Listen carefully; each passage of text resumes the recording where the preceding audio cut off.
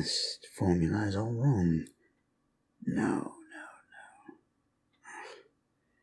Never trust a goblin to do a man's job. Oh, what's this? Oh, welcome.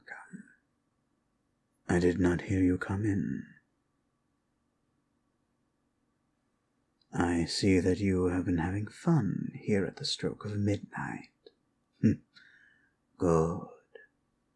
Although it seems to me as though you may need some attention, shall we say. From the looks of things, you've taken quite the punishment. I'm sure you enjoyed it. But here, perhaps using one of these sounds will help you. It will ease the pain. You'll heal up quite nicely, I assure you. I do very good work. There is another reason you've come here. Oh, I see. And what would the reason be, if I may ask? Well, I'll be honest. I don't have very many visitors. Most people don't come to me for that sort of thing. I'm more of a healer. I can only imagine it has something to do with the fact that my body is a decaying corpse, quite literally. Mostly a turn-off, I suppose. You know, my body doesn't actually need to talk.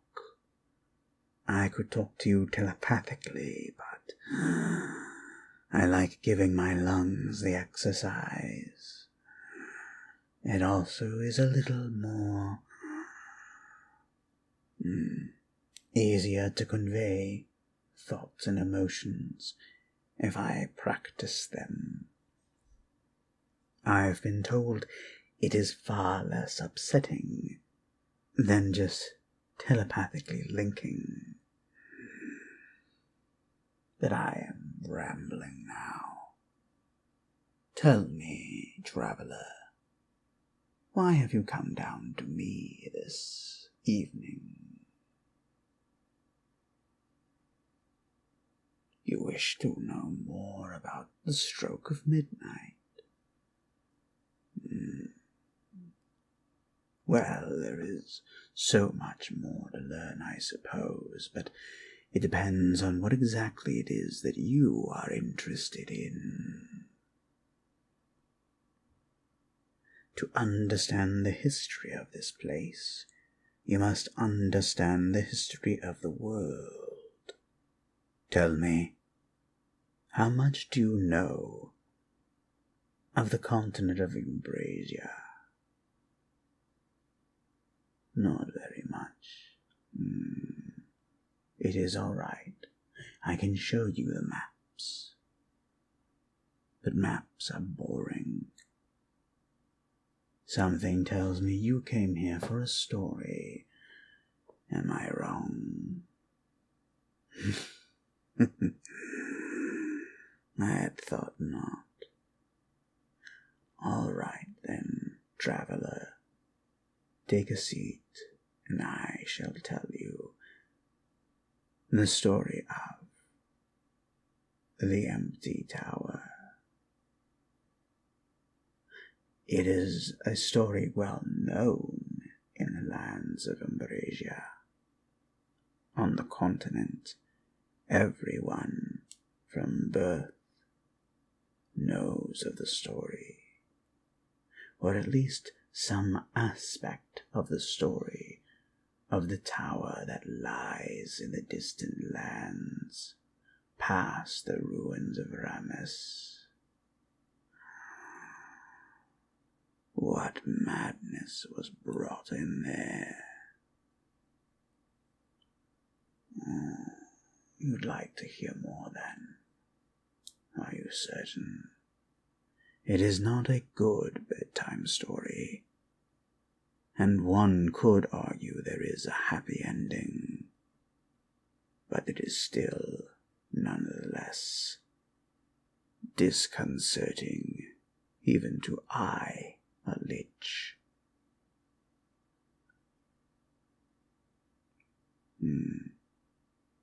You'd prefer to hear my story?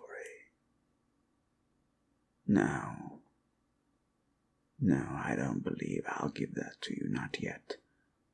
You have not earned that right.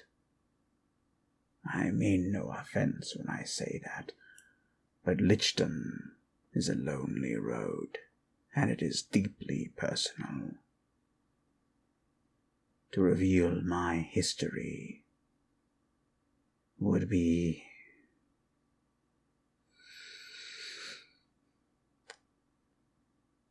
unsatisfying for me at this moment. I'd prefer us to have a deeper connection of some sort. I apologize if that seems abrupt, but I'll tell you stories. Stories of the world, the histories of this place. Partially because I've lived through most of it. I am a Lich.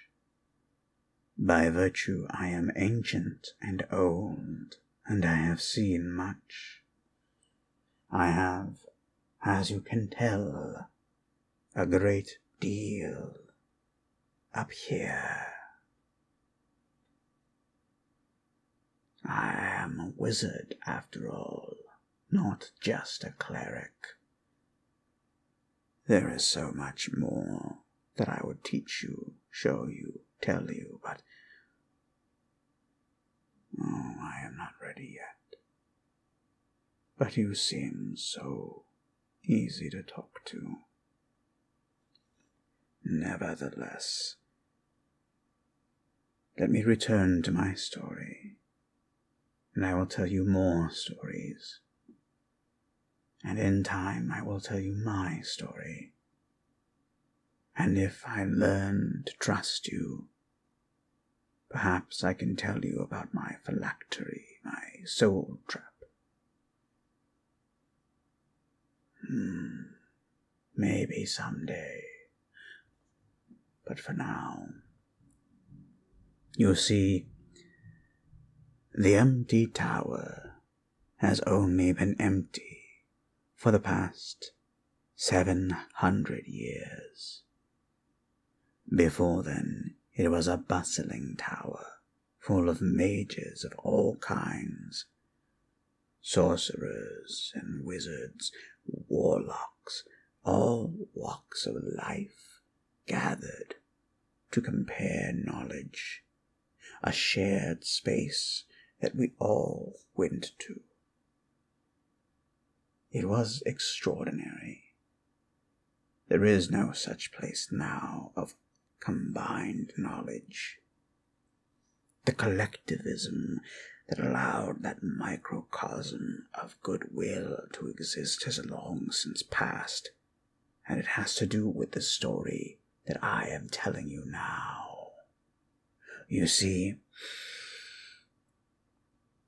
there was a man who delved too deeply into the secrets of the Arcane, into the secrets of the Eldritch. He wanted to know about the great old ones. Do you know who the great old ones are? I had thought not. Perhaps it is better that you do not know.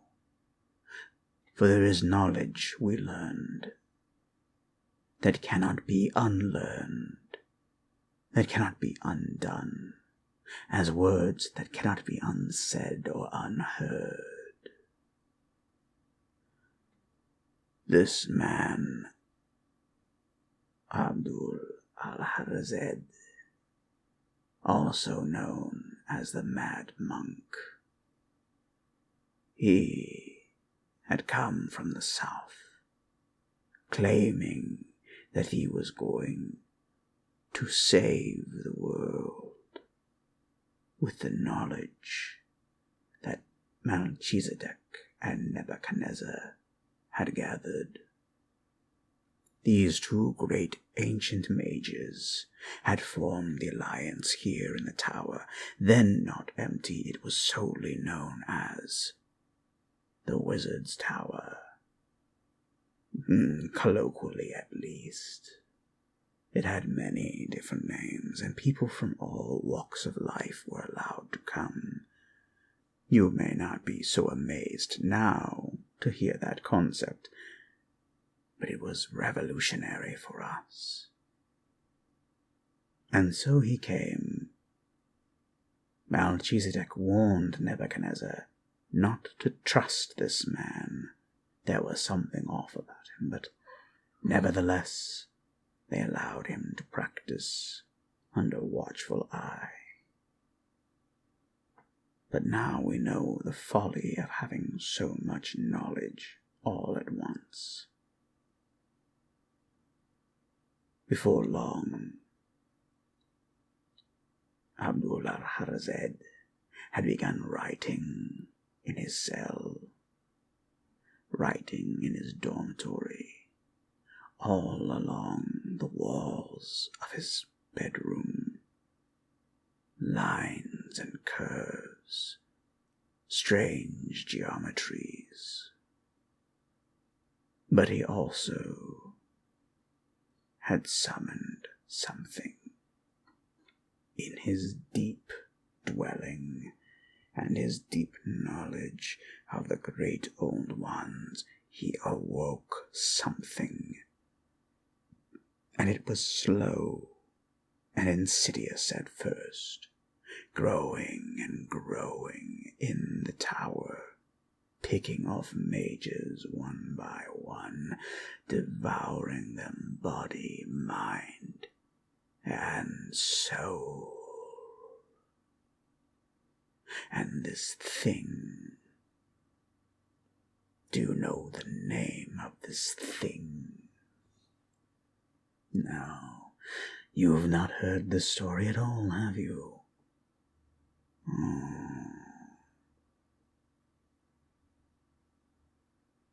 This thing gave itself a name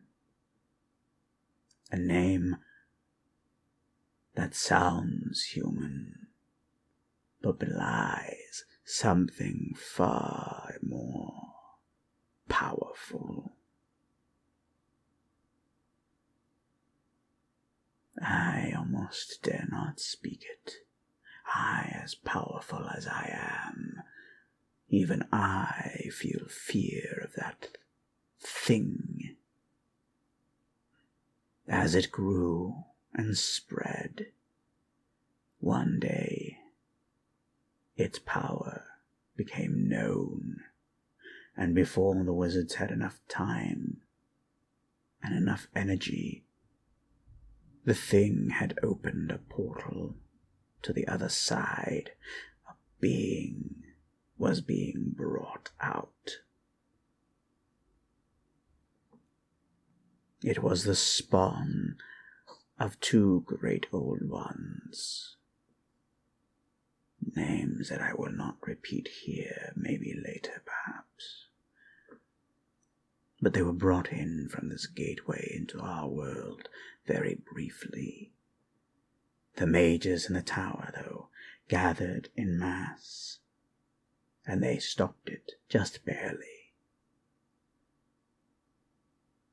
But as the portal closed, all of the mages there, save but a handful, including Nebuchadnezzar, including Melchizedek, all the others, though, perished, keeping the monster trapped and in bay. And so the tower, with all of its knowledge, was sealed, containing now the spawn of some greater thing. No one knows what happened to Abdul-Harazed, but it is said he may have escaped, and spread the word around of his doings. And now the tower sits empty, save for the creature known as Jolene. You've heard the songs, I'm sure. I'm sure one of the others can sing it to you. It holds a modicum of truth. Should she escape, our world will be doomed. And so, that is why we work with the Inquisition. The Inquisition, for all of their faults, do strive to keep in that beast. For Stygian and Strigos are the two strongest of all of the kingdoms, and they will keep her at bay as best they can, no matter what lengths they may have to go through. We do not condone all that they do, but it is important work to keep the land safe. I have witnessed her power before. This would have been 400 years ago, back when I was a young man, back before anyway. At the time, she was making her rounds. Her influence had spread into the lands. The lake poisoned, a new beast now stirred, a kraken of some kind that sank every vassal. It sleeps from time to time, but it was killing trade for a while. And so some of the greatest warriors, some of the greatest adventurers were called to investigate. There were orcs, not many, but those tribes who valued power over wisdom, they gathered to her. At that time, Ramis was a bustling city, beautiful and a gem. Her corruption, too, caused that city to fall. And since then, she has tried with all of her might to leave that tower. And so many adventurers must go off, every so often, to ensure that she stays within the empty tower, fed or slain, only to rise again, more insatiable, more hateful towards mortal beings, but unable at this time, to break those bonds. But 400 years ago, I met the man, Abdul al-Harazed. He was still very much alive and still very much mad. And do you know, he is part of the reason I chose to become a lich. The madness that he would pour into this world, the uncounted dead, and the desecration of those dead, would not be.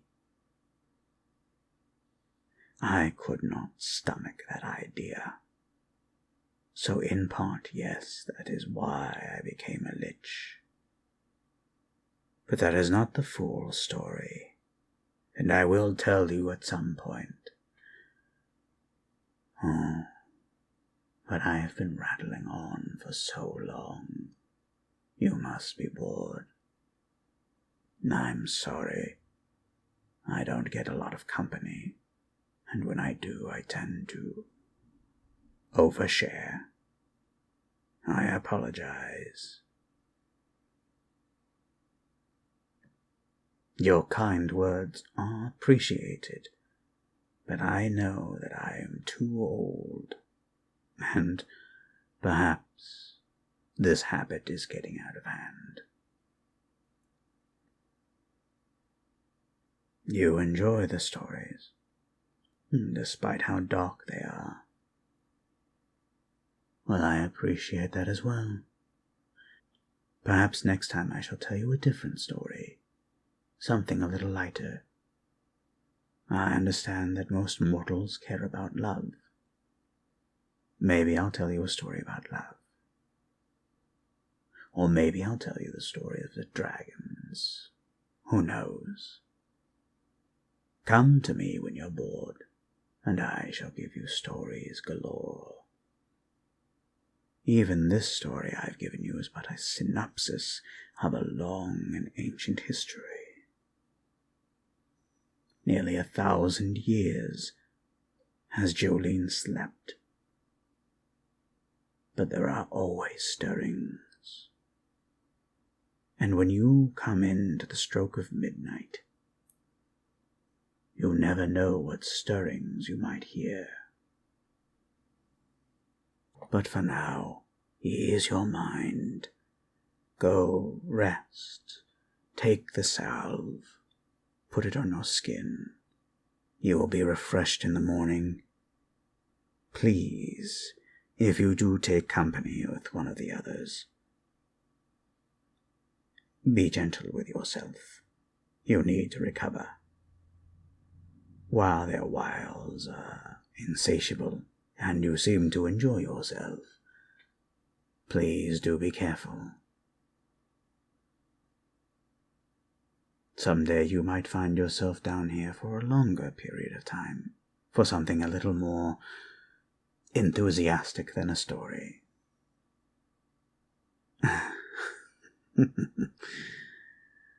That sounds like a lovely dream, but I know I am not pleasant to look upon, and I know that I am full of nothing but old stories. You needn't bother with such a bore. Merely enjoy your time here. I will heal you as best I can and tell you the stories as I do. You feel as though I need a hug. Perhaps you are right. But for now, go and enjoy yourself. It is not that I refuse. I am a lich. Part of that means I cannot feel as I used to. A blessing, but most certainly a curse. I could not feel, though I could sense your warmth. Yes, I suppose it is rather sad. But that is a story again for another day, please. I'm sure Louis would have your company, or perhaps you want to talk with Serviel. He is always eager to please. Thank you. Your payment won't be necessary. I do this for free. I've got nothing better to do right now. Thank you. And I hope to see you soon. Your company is admittedly quite refreshing. And I find that I might miss it when you're gone. But go. I've been rambling too long. Go. Rest, sleep, eat, be well, and be happy. It is all that you deserve, my dear traveler. Good day, good night.